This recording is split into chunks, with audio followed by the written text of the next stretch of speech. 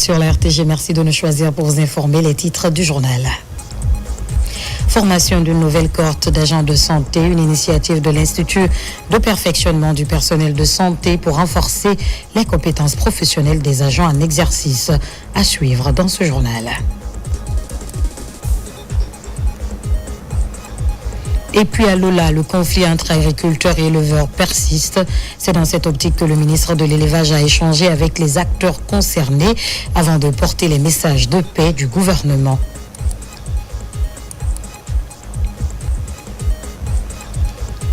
Enfin, les travaux de la première édition du modèle des Nations Unies en Guinée ont été officiellement lancés ce samedi à Conakry. L'activité bénéficie du soutien des structures onusiennes basées en Guinée. C'est au premier sommaire.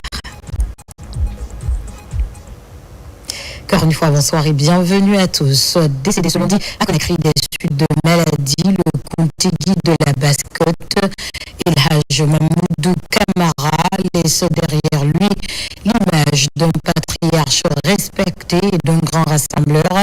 Le Premier ministre, accompagné de plusieurs membres du gouvernement, s'est rendu à l'hôpital sino-guinéen pour présenter au nom du président de la République, le général Mamadi Doumbouya, et du peuple de Guinée, les condoléances à la famille éplorée.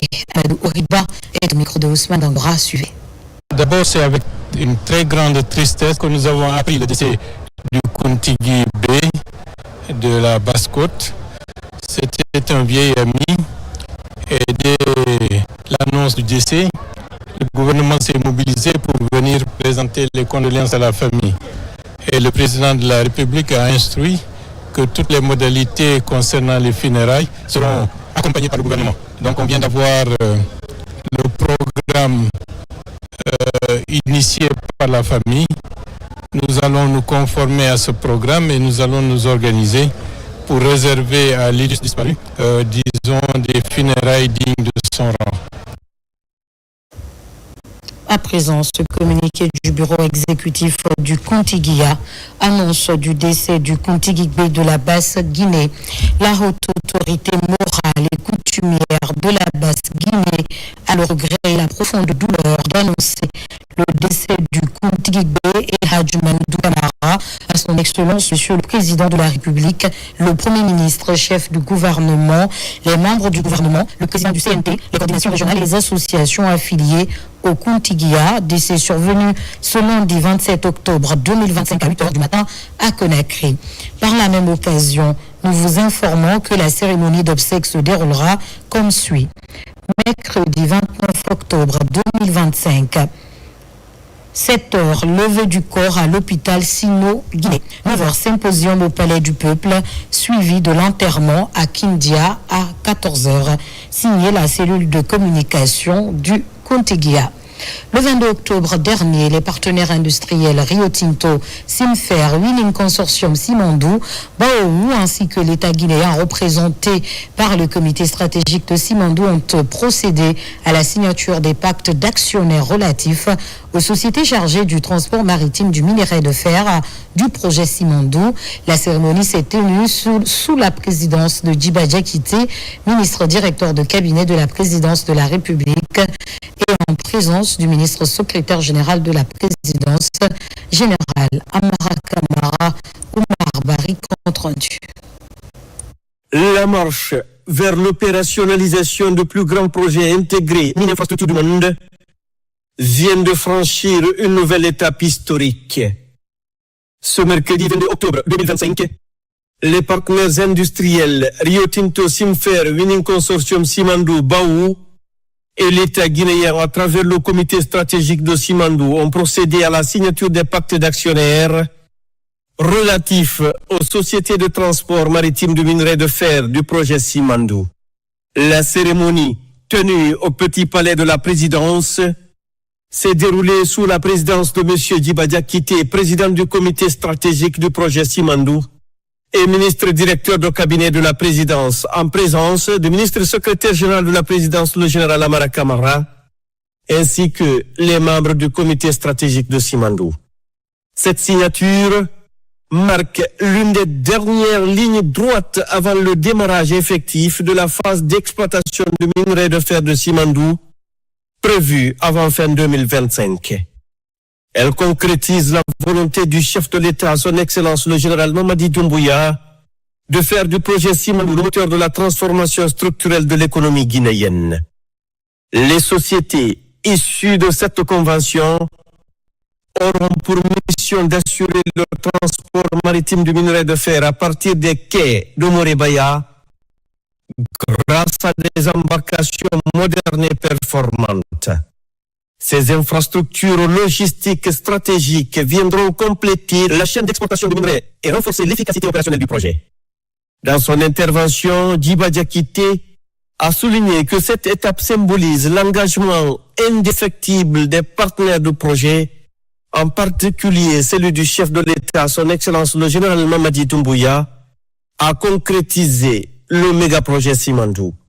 Il a rappelé que ces contrats ne sont pas seulement des accords économiques, mais aussi et surtout des instruments de coopération et de partenariat gagnant-gagnant entre la Guinée et ses partenaires internationaux. La transformation locale du minerai de Simandou constitue une priorité absolue. Les études complètes d'une aciérie devront être achevées 2 ans après la première production afin d'assurer la création de valeur ajoutée sur le sol guinéen, a rappelé le président du comité stratégique Djiba Diakité. Le projet Simandou ne saurait être complet sans l'ensemble de ses composants structurants, en commençant par la construction des infrastructures stratégiques, de la mise en opération des différents blocs de mines, le bloc 1 et 2, affecté à Winning Consortium Simandou et son partenaire stratégique BAO, à Kéwané, mais également les blocs 3 et 4 qui sont affectés à Rio Tinto, Simfer et son partenaire stratégique Channelco. La réalisation des chemins de fer de plus de 650 km, double voie, qui pour nous est clairement une colonne vertébrale de notre économie nationale, aujourd'hui quasiment achevée. Mais également la construction des ports dédiés au transport des mines, mais également des ports dédiés au transport de marchandises et de passagers. À Mourbaïra sont également presque finalisés. L'achèvement complet de ces infrastructures majeures du port, l'objet des signatures, des documents contractuels entre tous les partenaires industriels, mais également la partie guinéenne. Ces documents contractuels signés aujourd'hui sont le symbole avancé majeur.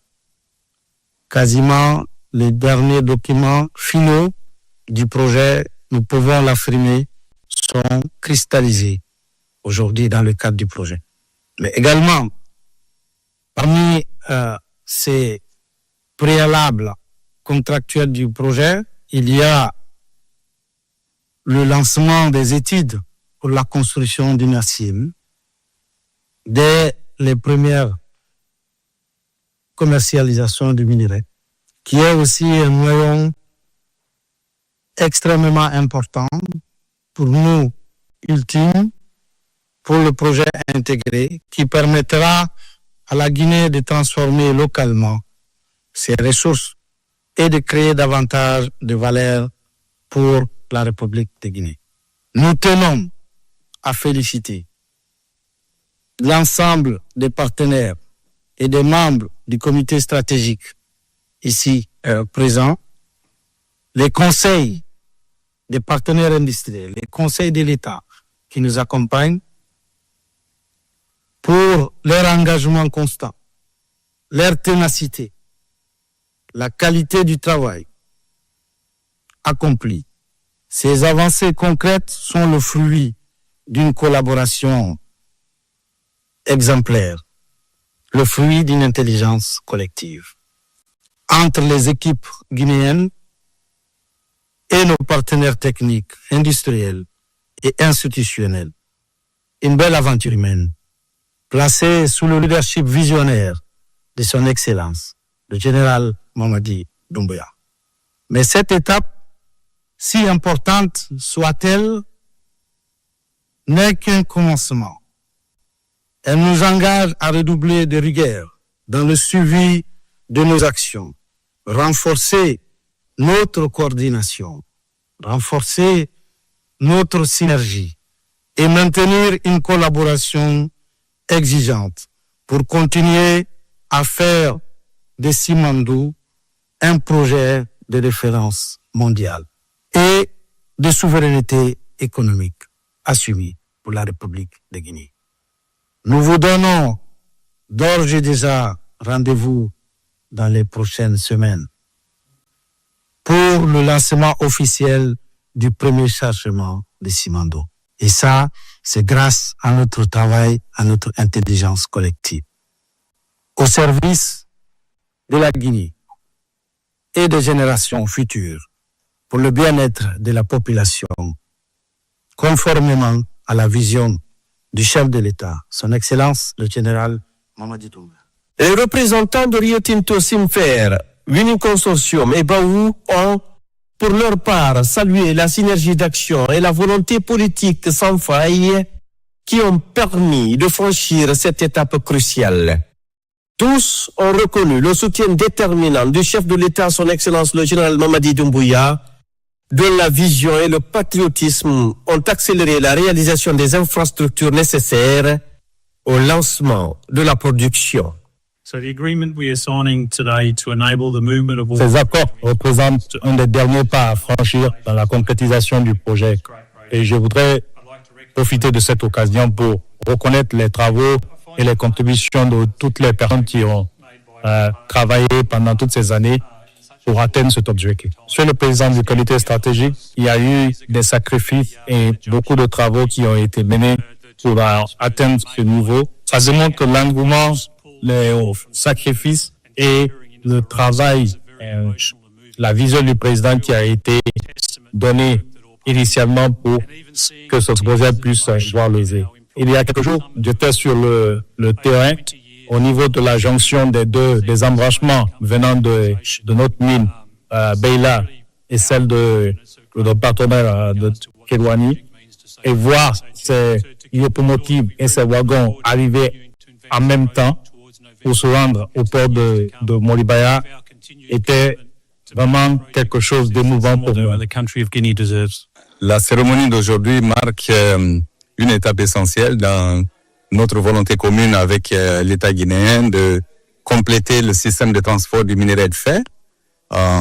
Les accords signés aujourd'hui concernent la partie maritime, le transport maritime qui complète le système qui nous permettra d'enlever le minerai dans la mine, de transporter sur les rails et de les amener au port et de les expédier sur le marché international. C'est un effort collectif. Nous sommes heureux que nous aboutissons cet après-midi avec le gouvernement et tout le comité stratégique de Simandou à ces accords qui permettraient de connecter le minerai de fer de la Guinée au reste du système maritime et commercial minier. Nous sommes très très contents à Rio Tinto et à Simfer de faire ce chemin avec l'ensemble de nos partenaires techniques, industriels et avec l'État guinéen, avec le soutien du comité stratégique, tous ses membres, mais en particulier avec le président du comité stratégique qui n'a ménagé aucun effort pour qu'on arrive à cette conclusion aujourd'hui. Cette cérémonie, c'est très important et pour notre société et parce que vous savez, le Bénin, on a beaucoup d'années d'expérience dans ce domaine. Donc, on est très fiers de participer à ce projet et avec notre expérience professionnelle, nous sommes très confiants de rassurer le coopération, partenariat avec l'État et la société civile pour avoir un résultat plus efficace et parfait. Aujourd'hui, nous avons participé à la signature des pactes actionnaires sur les services maritimes pour le transport maritime de tout type. pour le projet Simandou. C'est une réalisation très importante, c'est-à-dire que cela marque la réalisation totale de la chaîne industrielle complète de cette minerai de fer à partir de Montagne Simandou jusqu'au port et le transport maritime en passant par le chemin de fer. Cela est une partie très importante pour l'achèvement de ce projet. Nous sommes convaincus qu'avec l'achèvement de cet contrat, nous allons finaliser le projet de Simandou. Donc,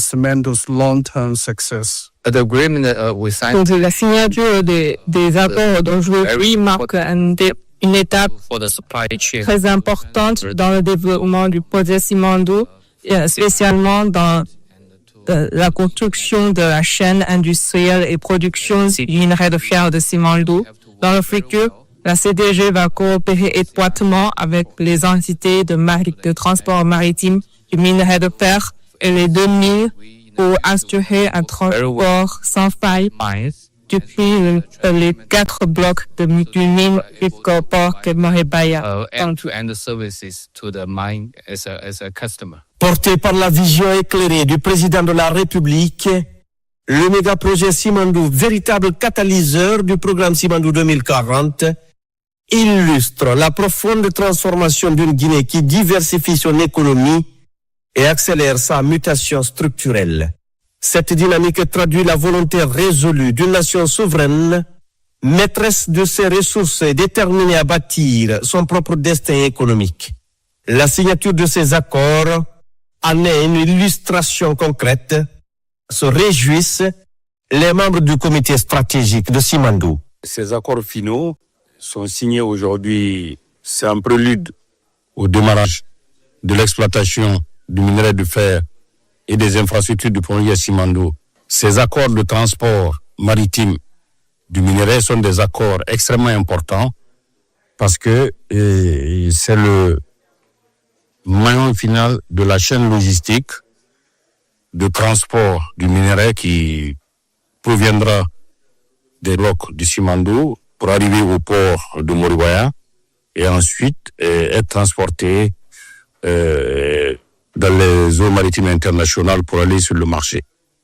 Donc c'est le dernier chaînon logistique qui vient d'être finalisé aujourd'hui à travers la signature des pactes d'actionnaires et des sociétés de transport maritime du minerai de fer. Tous ces résultats n'auraient pu être obtenus sans le leadership et la vision éclairée de son Excellence Monsieur le Président de la République, le général Mamadi Doumbouya, qui a transformé le rêve de générations et de générations de Guinéens en une réalité tangible aujourd'hui, qui est la concrétisation du projet Simandou. On est dans la phase terminale de ce processus de contractualisation qui lie l'État guinéen aux partenaires techniques et industriels. Il est question d'aller à ce niveau de signature et de finaliser comme on vient de le faire, à l'effet de rendre encore irréversible ce grand projet qui est totalement dans la partie terminale de l'exécution des exigences conventionnelles. Et donc cette signature que nous venons de faire s'inscrit en droite ligne des obligations qui sont énumérées dans les conventions liant l'État guinéen à l'ensemble des partenaires industriels impliqués dans la mise en œuvre de ce méga projet. Et donc, il est bien question que c'est la partie, maritime, qui occupe une composante majeure de ce méga projet en termes de transport de produits miniers, en termes de connexion entre les infrastructures ferroviaires et les infrastructures maritimes, en termes d'obligation de respect des exigences environnementales.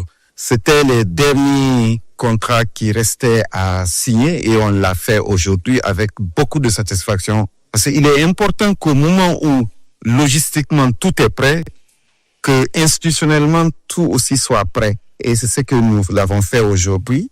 Tout ce qui concerne la partie transport maritime du minerai, maintenant est rentré dans un cadre légal sur lequel toutes les parties se sont mis d'accord et c'est une très bonne chose pour la Guinée. C'était encore une étape clé dans le méga projet mine infrastructure de Simandou, on va vers la phase d'opérationnalisation du projet Simandou et ça consacre le caractère intégré de ce projet, donc avec l'exploitation minière, le transport ferroviaire, la construction du port, ainsi que donc aujourd'hui les documents contractuels qui sont signés pour le transport des minerais. À travers cette cérémonie de signature avec nos partenaires industriels, cela est un pas vers la concrétisation de ce projet tant attendu par le peuple de Guinée à travers le leadership du chef de l'État, le général Mamadi Doumbouya. Nous, de notre côté, nous allons nous rassurer de tous les engagements contractuels relatifs au contenu local en phase de construction, mais également la phase d'exploitation à venir.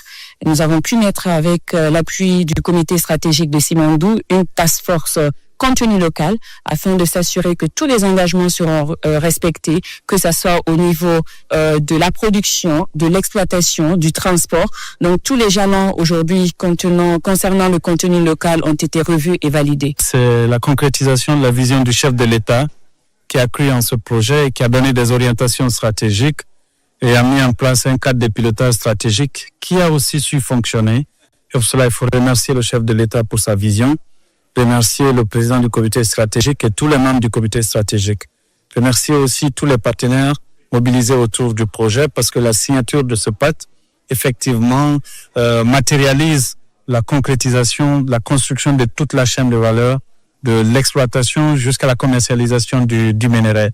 Et ça garantit aussi pour le gouvernement que c'est un maillon de plus qui est réalisé pour la mise en œuvre réussie du programme Simandou 2040 parce que l'un des leviers, l'un des supports clés du programme Simandou 2040, c'est le projet minier Simandou. Donc, sa mise en œuvre permet effectivement de garder l'espoir et de se rassurer davantage que la création d'emplois sera effective, la création des richesses, l'accélération de la croissance et la mise en œuvre de tous ces objectifs de développement seront désormais garantis. Aujourd'hui aussi est une autre étape extrêmement importante dans la concrétisation de la vision du chef de l'État, le général Mamadi Doumbouya, de construire avec les partenaires internationaux ces projets importants le long de toute la chaîne de valeur, de la mine jusqu'au marché mondial.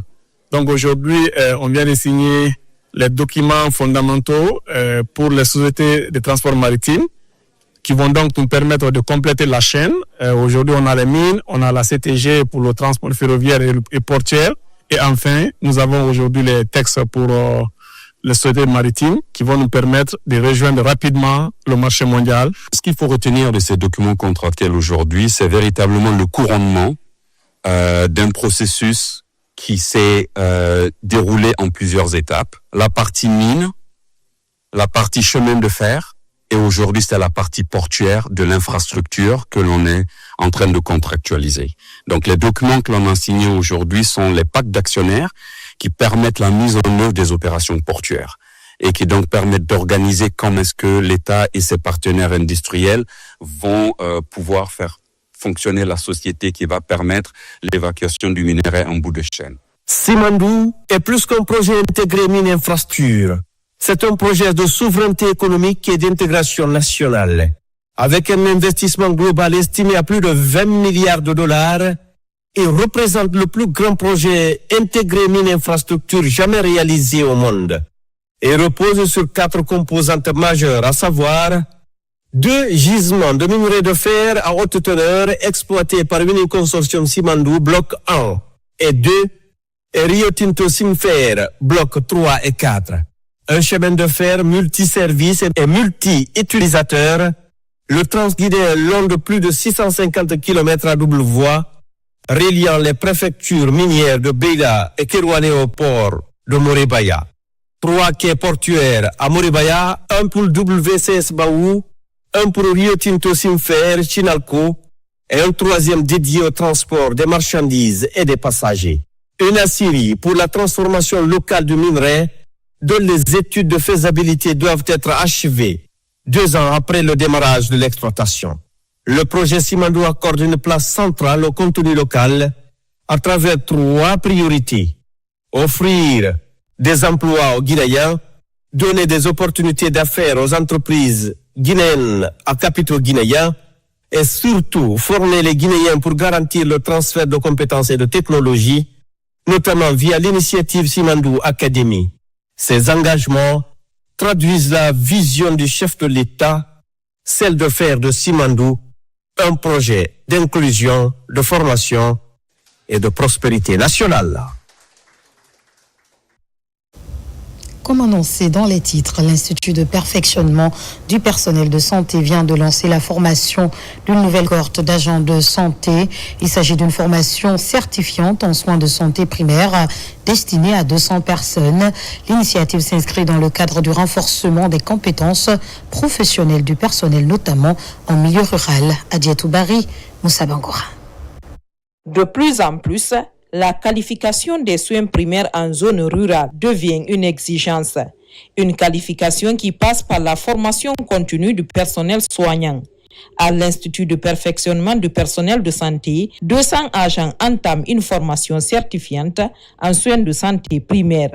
Dans le but d'atteindre les objectifs, les éminents formateurs et l'équipe pédagogique de l'IPPS ont structuré cette certification en soins de santé primaire de la manière suivante. Une partie théorique autour de 6 compétences. Une deuxième partie communément appelée TP est organisée dans les salles de compétences équipées de mannequins et d'autres matériels de formation pour faciliter l'acquisition des compétences à travers des simulations. Je vous exhorte à faire preuve de discipline, de rigueur et de dévouement. Cette formation est une opportunité de développement professionnel, mais aussi un acte de patriotisme, car elle vise à améliorer la santé des populations guinéennes, en particulier celle des zones rurales. Ces apprenants viennent de 7 régions administratives du pays. Leur choix se justifie par la réduction des disparités en termes d'offres de formation du personnel. Nous mesurons toute l'importance d'un personnel de santé compétent, formé et disponible. C'est dans cette perspective que le ministère de la Santé et de l'Hygiène publique, à travers l'Institut de perfectionnement du personnel de santé, qui a initié la formation certifiante pour 200 agents de santé issus des zones rurales des régions de Boké, Mamou, Labé, Kankan, Farana et Zélékoré. Cette initiative vient redynamiser les efforts de renforcement du système de santé déjà en cours. Financé par le budget national de développement, l'Institut de perfectionnement du personnel de santé assure la mise en œuvre de ce projet de formation. Dans un autre registre, le ministre des Infrastructures et des Travaux publics vient de lancer officiellement les travaux de bitumage des 8 km restants entre Kissidougou et Guékédou. La SECO Camara a également relancé le bitumage de 11,2 km de voirie dans la ville de Massanta. Une série d'activités marquées par la présence du ministre secrétaire général du gouvernement et les administrateurs territoriaux de Kissidougou, Guékédou et Massanta. Ibrahima Oulé Fofana est notre correspondant régional basé à Farana. La modernisation du réseau routier en cours touche aujourd'hui les zones rurales en République de Guinée. Sur la route nationale RN2, nous sommes entre Kissidougou et Guékédou. Ici, le ministre des Infrastructures et des Travaux publics, en compagnie de son collègue du secrétariat général du gouvernement, relance les travaux de bitumage de 8 km de route. On a que le mois d'octobre au mois de mai. Donc la plupart de nos travaux sont situés entre cette période. Donc une fois que les pluies sont terminées, il faut qu'on relance tous les travaux du chantier. C'est pour cela aujourd'hui nous sommes à Guékédou pour redémarrer les 18 km. Il reste à peu près maintenant 7 km. Pour cette route-là, elle a longtemps duré. Et cette fois-ci, cette reprise, c'est pour la terminer. C'est l'occasion de souligner que c'est une vraie volonté politique du chef de l'État, le général Mamadi Doumbouya, de connecter toutes les villes avec les autres villes. Cette route est une route nationale, mais elle est aussi internationale. Parce que Guékédou fait frontière avec 2 pays, le Libéria et la Sierra Leone, mais elle relie aussi le reste de la forêt. Après Guékédou, la délégation ministérielle a mis le cap sur Massenta. Là également, la notabilité et la population se réjouissent d'entendre la bonne nouvelle sur la reprise des travaux de bitumage de 11,2 km de voirie de ville. En tant que maître d'ouvrage, nous voulons nous assurer que les travaux ont repris. C'est pour cela que nous avons effectué cette visite. Mais on ne peut pas venir dans cette ville sans venir dire au moins bonjour aux propriétaires de la ville et les assurer aussi que les travaux qui ont repris ne seront pas arrêtés et que ça n'attendra plus encore un autre 4 ans. Et cette fois-ci, que c'est un vrai début, c'est ce qui a promis le chef de l'État. Cette tournée marathon aurait permis au ministre en charge des travaux publics de pouvoir évaluer les différents travaux et inspecter minutieusement les chantiers afin de s'assurer du respect des normes techniques inscrites dans les clauses des contrats entre l'État et les entreprises contractantes. Nous poursuivons cette édition face aux tensions persistantes entre éleveurs et agriculteurs dans la préfecture de Lola. Le ministre de l'Élevage était sur le terrain pour échanger avec les acteurs concernés et porter le message du gouvernement pour une paix durable. La suite avec Lancé Kamisoko, Mohamed Saléoupaï, Cheikh Sankan. La mission a démarré au gouvernorat de Nzérékoré où le ministre Félix Lama a rencontré les différentes commissions régionales, préfectorale et sous-préfectorale de défense et de sécurité. Les échanges ont porté sur la mise en œuvre du communiqué conjoint signé par les ministères de l'Agriculture, de l'Élevage et de l'administration du territoire. Ce texte interdit désormais la transhumance transfrontalière en République de Guinée et ordonne le retrait immédiat de tous les éleveurs étrangers installés sur le territoire national. Être au même niveau d'information pour permettre à tous les acteurs de respecter scrupuleusement ce qui a été dit par le niveau central. Le ministre et sa délégation ont poursuivi leur mission dans plusieurs localités de la préfecture, notamment les communes rurales de Léné, Fumbadou, Gamabreba, ainsi que les districts de Tieseta et Gonota, relevant de la commune rurale de Guéassou. Nous avons donc sensibilisé les populations sur la nécessité de vivre ensemble, sur la nécessité de ne pas se faire justice et également sur la nécessité de la bonne cohabitation entre agriculteurs et éleveurs. Nous leur avons également signifié la décision du gouvernement d'interdire sur l'ensemble du territoire la transhumance transfrontalière. Nous leur avons également expliqué la décision du gouvernement à travers le ministère de l'Élevage, la réalisation des zones de pâturage pour les éleveurs guinéens. Les jours à venir, nos forces de défense et de sécurité qui nous appuient fortement dans cette opération puissent commencer le déguerpissement des transhumances frontaliers qui n'ont pas tempéré et qui sont encore sur le territoire guinéen. Après son passage, je pense qu'avec ces mots de sensibilisation qu'il a eu à avancer sur nous, avec la communauté, je pense que beaucoup va changer. À travers cette mission, le gouvernement affiche clairement sa détermination à mettre fin aux conflits agro-pastoraux et à consolider la paix dans la région forestière. Un prélude à la célébration de l'an 67 de la création de l'armée guinéenne. Le 1er novembre prochain, les autorités militaires viennent de lancer une campagne d'assainissement couvrant les lieux publics du pays, une activité citoyenne dédiée à la semaine du soldat. Adjudant-chef Mamadou Alioubari, correspondant de la presse militaire. À quelques jours de la célébration de l'an 67 de la création de l'armée guinéenne, les forces de défense et de sécurité ont lancé une vaste campagne d'assainissement dans les espaces publics de la capitale. C'est au rond-point de la commune de Matoto que l'opération a été lancée. L'initiative s'inscrit dans le concept Armée-Nation qui vise à renforcer les liens entre les militaires et les populations civiles à travers des actions citoyennes. Les hautes autorités ont confiance en nous. C'est pourquoi ils nous ont positionnés dans la commune de Matoto. Nous savons combien de fois le marché l'a produit les ordures. Les hommes de bataillon de génie militaire, je vous encourage de prendre cette semaine de soldats au sérieux pour qu'on puisse la réussir comme notre nom l'indique. Pilotée par le génie militaire, cette nuit d'activité connaît une forte mobilisation des hommes en uniforme. Tous ont investi les lieux munis de balais, de pelles et de brouettes pour débarrasser les artères des tas d'ordures nuisant à la santé publique. Cette action est à saluer et à encourager.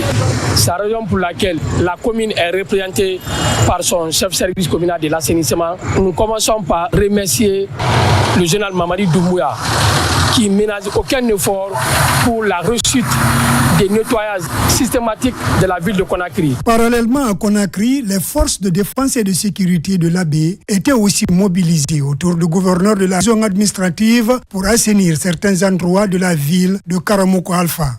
Il y a des points critiques au niveau de la ville où nous avons demandé à la commune afin de nous accompagner pour pouvoir dégager ces points critiques. Ce n'est pas à chaque moment que les forces de défense et de sécurité ont le temps pour sortir, mais chaque fois qu'ils doivent sortir, il faut que nous laissons vraiment une trace par rapport à l'assainissement. À travers ce geste, les forces de défense et de sécurité réaffirment leur engagement à servir la nation, non seulement sur le champ de la défense de l'intégrité territoriale, mais aussi dans les actions de développement communautaire et de protection de l'environnement. Conakry, ville propre, les Guinéens de la diaspora mogadine se mobilisent pour accompagner les actions d'assainissement engagées par le chef de l'État. À travers le ministère des Affaires étrangères, le Mogadine a remis à la commune de Dixine un important lot de matériel d'assainissement destiné à soutenir les opérations de nettoyage dans la commune. Son assaillant reportage. Face aux défis persistants de l'insalubrité, les Guinéens de la diaspora réunis au sein du Mogadin, mouvement des Guinéens d'Amérique et alliés, se mobilisent pour soutenir les efforts d'assainissement par l'intermédiaire du ministère des Affaires étrangères de l'intégration africaine. C'est l'appui aujourd'hui de la diaspora qui a décidé de se donner les mains afin de pouvoir vraiment accompagner au mieux les autorités du pays, particulièrement la commune de Dixine, qui est le bénéficiaire de ces dons. C'est un plaisir de vivre dans un environnement sain. Je voudrais d'abord commencer par remercier très sincèrement, au nom de l'autorité communale et de l'ensemble des populations de Dixine, cette ONG Mogadem qui a bien voulu donner ses équipements à la commune de Dixine. Et nous œuvrons pour que nous puissions respecter les engagements pris. Le ministre des Affaires étrangères a salué cette initiative citoyenne, symbole de patriotisme actif et d'engagement fort en faveur d'un environnement sain. Et la santé ne peut s'obtenir que dans l'hygiène. Et donc ils ont pensé à un niveau très élevé du grand programme Simandou 2040. Si vous regardez les 5 piliers, tous les 4 piliers concourent au bien-être et à la santé. Donc au nom du chef de l'État, au nom du gouvernement, du Premier ministre, je voudrais les féliciter et les encourager. Entre solidarité, engagement et action concrète, les Guinéens de la diaspora rappellent que le développement durable commence par des gestes simples au bénéfice de tous.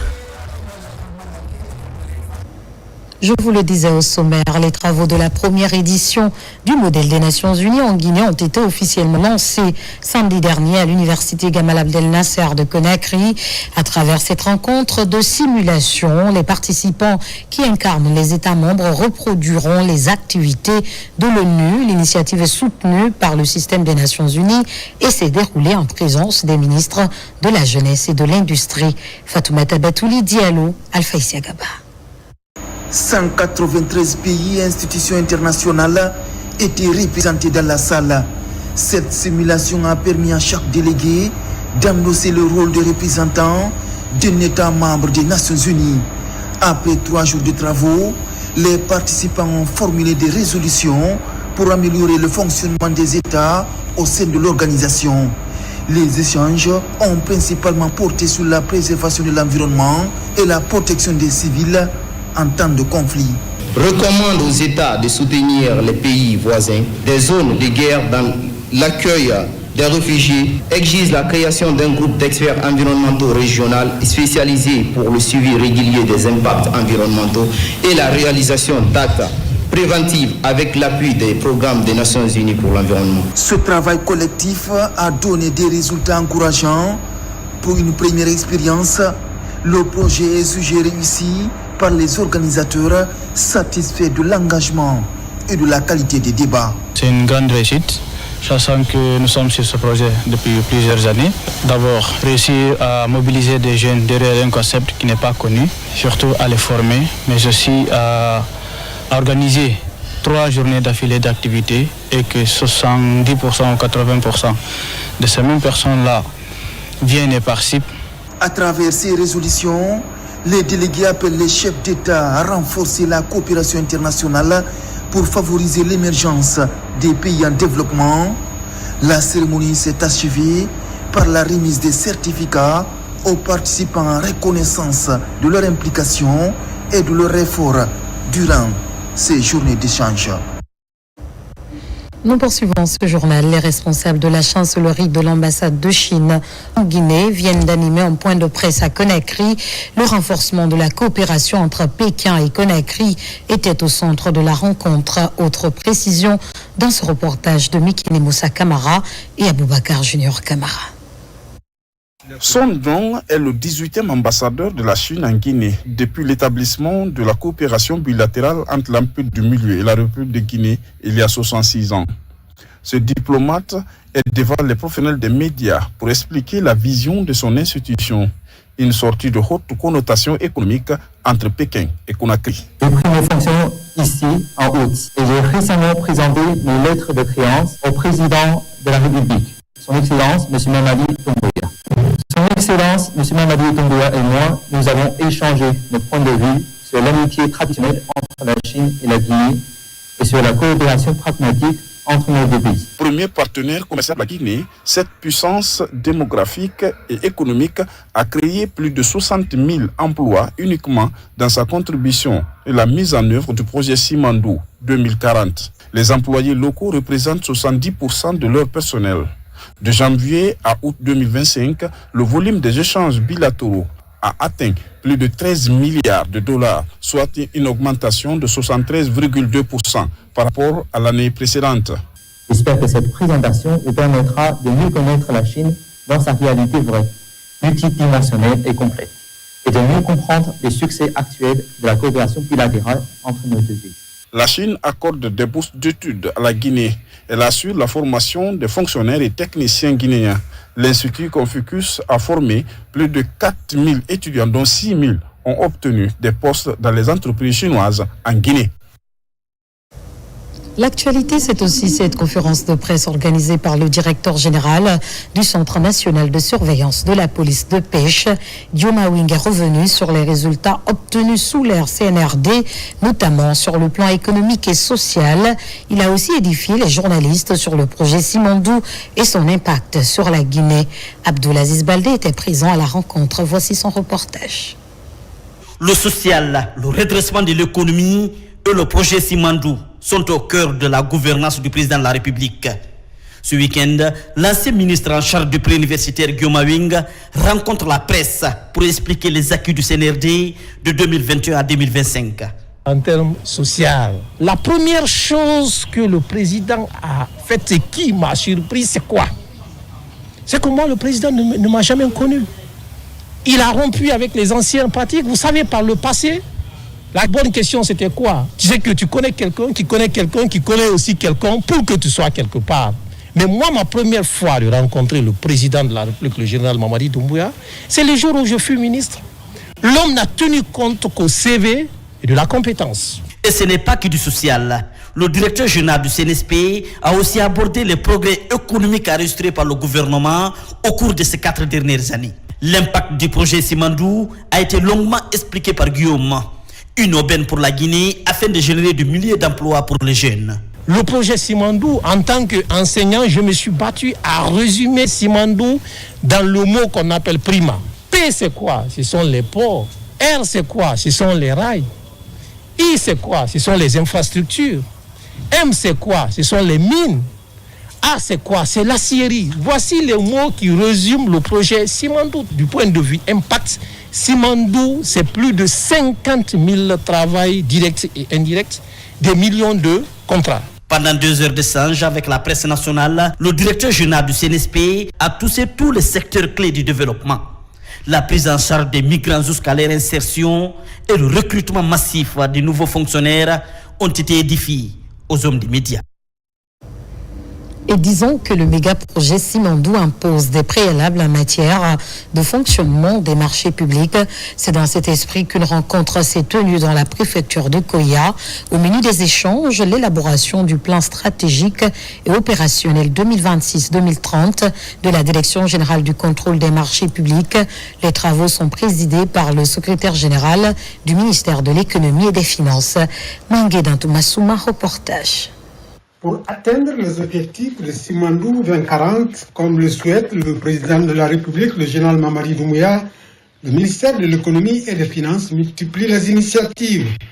À travers sa direction générale du contrôle des marchés publics, une conclave à Koya regroupe plusieurs acteurs multisectoriels.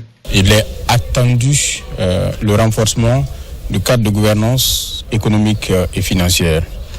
Dans ce cadre de gouvernance économique et financière, nous avons un pan on ne peut plus important, qui est la commande publique. Et il se trouve que le contrôle de cette commande publique relève du ministère de l'économie et des finances à travers la direction générale du contrôle des marchés publics. Cette année déjà, nous avons eu à passer près de 40 000 milliards de francs guinéens en marché public. Et avec le programme Simandou, ce montant va croître, raison pour laquelle la direction générale doit se doter de cet outil de référence pour non seulement fixer le cadre opérationnel, stratégique, mais aussi les actions qui vont en découler. La transparence et l'équité pour une commande publique responsable est au cœur des échanges entre cadres et experts dans le but d'avoir un système de marché public performant en Guinée. C'est un cadre de concertation qui nous permettra d'aller de l'avant, de chercher à régler nos différents torts et essayer vraiment de trouver des solutions idoines qui vont être planifiées sur la durée pour le maintien de la commande publique guinéenne. C'est de permettre à la DGCMP de mettre à la disposition des personnes responsables des marchés publics dans tous les départements ministériels en Guinée devraient sentir que la DGCMP lui apporte du renforcement de capacités afin de faciliter leur mission. L'élaboration de ce plan stratégique 2026-2030 de la Direction générale du contrôle des marchés publics, une fois adopté, sera une aubaine pour le succès de la politique publique en Guinée. C'est la fin de ce journal. Remercie à tous de l'avoir suivi. De mon côté, la joie fut immense de vous servir. On se dit à très vite sur la RTG, c'est le propriétaire des temps et des circonstances le veut bien. Guinée, notre paradis, terre de richesse, d'opportunités et d'innovation. Bonsoir.